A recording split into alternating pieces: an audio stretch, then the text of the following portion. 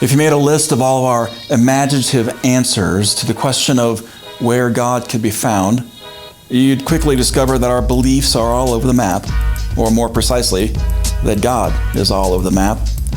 God, we are told, is up there, down here, out there, in here, over there, everywhere, elsewhere, nowhere.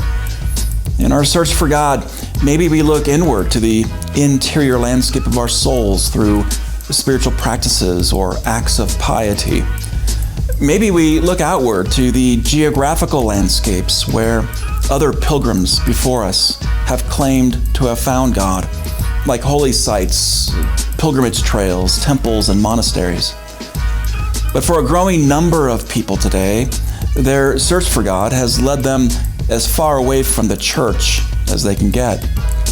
Maybe that's because the God they met when they went to church was nothing like the loving, luminous, numinous, life-giving God they hope to find. Among those who identify as spiritual but not religious, there's an openness to the possibility that there's a presence humming within them, in fact, throughout all creation. Maybe it's God, or maybe it has something to do with God. They don't always know how to quantify it, or describe it, or prove it, or verify it. It doesn't correspond to the modern standards of human reason and science. It doesn't conform to the well-established doctrines of the church. But that doesn't mean it isn't real. Have you ever felt that hum?